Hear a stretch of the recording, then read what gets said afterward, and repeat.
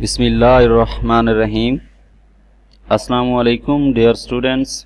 Welcome to your physics class. Yesterday we discussed about Gauss's law and its first application. In our today's lecture we will discuss its next two applications, which are electric intensity due to infinite sheet of charge and electric intensity between two oppositely charged parallel plates. Electric intensity due to infinite sheet of charge. In this application, we have to calculate electric intensity due to a plane sheet of charge. We have a plane sheet of charge on which positive charges are uniformly distributed over its surface, and we have to calculate electric field intensity at some distance to the sheet. Consider a plane sheet of infinite extent. The positive charges are uniformly distributed, and when charge is distributed over the surface, we talk about surface charge density. Instead of taking effect of a single charge, we talk about charge density. As the charge is uniformly distributed over the surface, so we are talking about surface charge density, which is represented by sigma. Let sigma be the surface charge density of the sheet, and we can define surface charge density. It is measure of how much electric charge is accumulated over a surface. It is calculated as charge per unit surface area. Mathematically, sigma is equal to Q over A, where Q is the charge and A is the area. Charge per unit area is surface charge density, and its unit will be coulomb per meter square.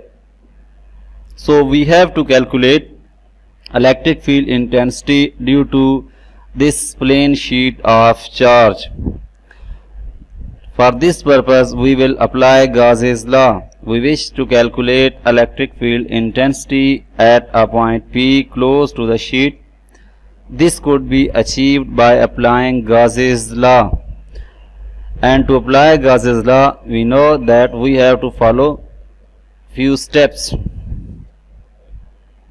Draw Gaussian surface, which is closed imaginary surface, and then we calculate electric flux through this surface by equation phi is equal to E dot A.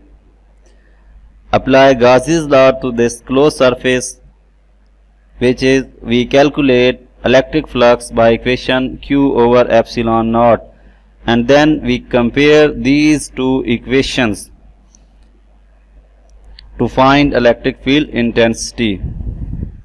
Let's apply this procedure to find electric field intensity E at point P.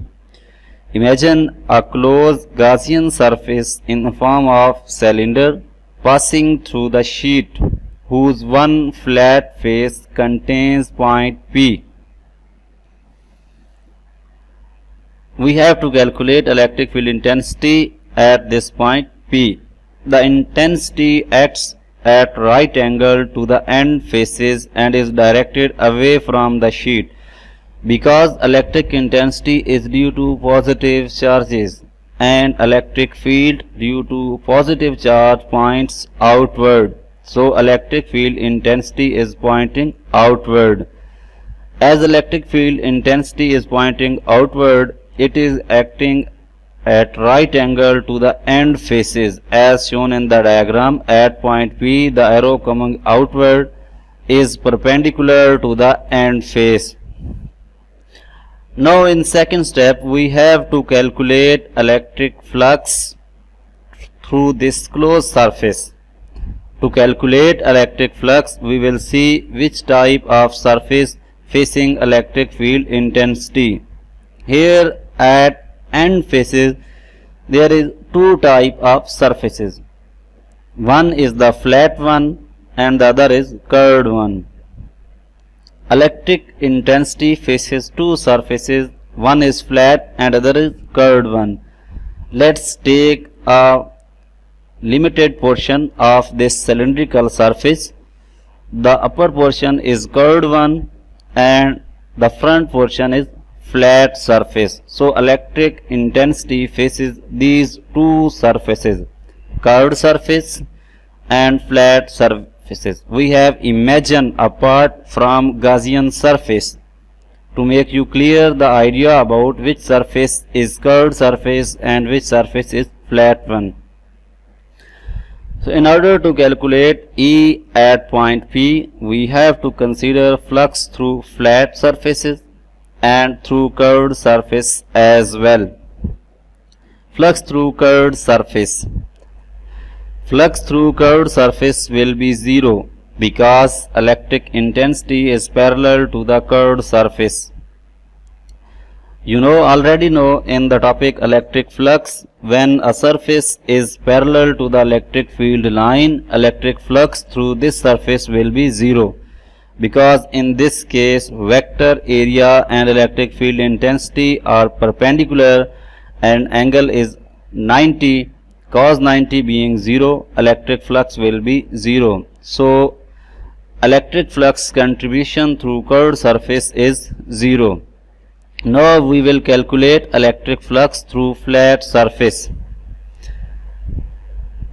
Intensity points to the both sides of the sheet.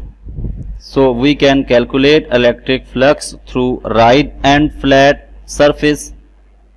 The electric flux through flat end face of cylinder of the surface area A is given by E dot A, Ea cos theta, and theta is 0 because the flat end is perpendicular to the electric field intensity.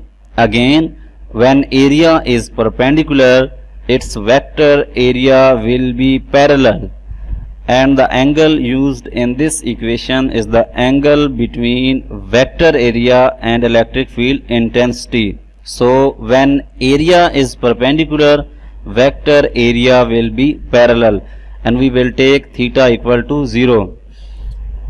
This equation gives us electric flux through right and flat surface, which is equal to Ea. Similarly, flux through left and flat surface in the same way will be equal to Ea. Total flux through this closed surface is the sum of electric flux through curved surface and two flat surfaces. We will add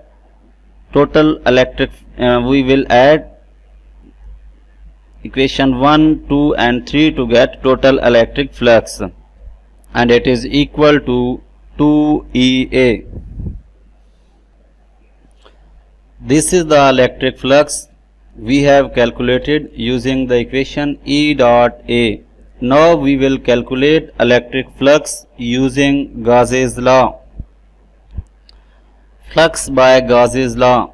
According to Gauss's law, flux phi is equal to Q over epsilon naught, and in this case Q is equal to sigma A. Putting the values of Q in equation phi, the flux becomes phi is equal to sigma A over epsilon naught. Now we can compare equation 4 and 6. Equation 4 resolves 2Ea, and the equation 6 is sigma A over epsilon naught. As A is at both sides of the equation, we can cancel it. The remaining equation becomes E is equal to sigma over 2 epsilon naught, which is electric intensity at point P due to infinite sheet of charge. We can write it in vector form. E is equal to sigma over 2 epsilon naught into R unit vector, where R unit vector shows the direction of electric field and which is outward from the sheet. Electric intensity between two oppositely charged parallel plates. We have two parallel plates which are oppositely charged. One plate is positively charged and other is negatively charged. Consider two parallel plates oppositely charged of infinite extent placed at a small distance. We have to calculate electric field intensity at a point P inside these parallel plates. The charges are uniformly distributed on the inner surface of the plate, and the surface charge density, again as the charge is distributed over the surface, so surface charge density is equal to sigma is equal to Q over A, where Q is the amount of charge and A is the area of the plate. So to calculate electric flux, draw a Gaussian surface in the form of hollow box with its top inside the metal plate and its bottom in the space between two plates. We have to draw closed imaginary shape which can be of any form, but it should be closed surface, and this surface must include the point where we have to calculate electric field intensity. This closed surface in this case is in the form of hollow box. It consists of four sides: top, bottom, left side and right side. We will calculate electric flux through each side to get total electric flux.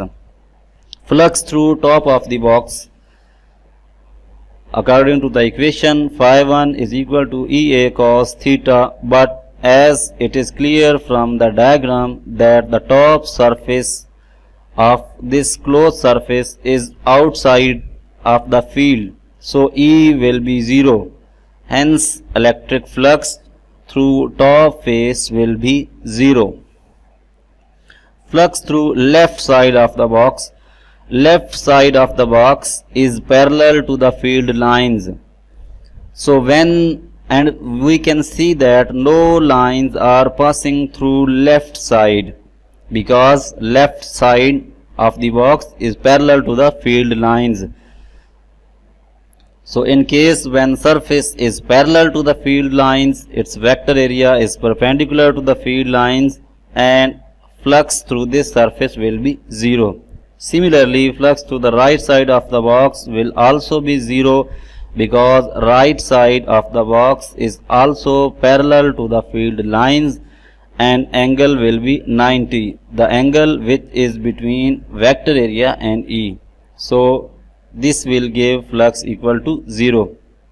Now flux through bottom of the box, phi 4 is equal to Ea cos theta, but the bottom of the box is perpendicular to the field lines. Maximum lines are passing through the bottom of this box. Because vector area is parallel, so we will take angle equal to 0, and this will give flux equal to Ea. To get total flux, we will add all these electric flux, phi 1 plus phi 2 plus phi 3 plus phi 4, which is equal to Ea. We have calculated electric flux by equation E dot A, and now we will calculate electric flux through this closed surface by Gauss's law, which is Q over epsilon naught. Putting the value of Q from the definition of surface charge density, Q is equal to sigma A, then equation 6 becomes phi is equal to sigma A over epsilon naught. Now we can compare equation 5 and equation 7. Because both sides of 5 and 7 are same, so we can compare these two equations. Ea is equal to sigma A over epsilon naught, which gives E is equal to sigma over epsilon naught. In vector form, it is equal to E is equal to sigma over epsilon naught into R unit vector.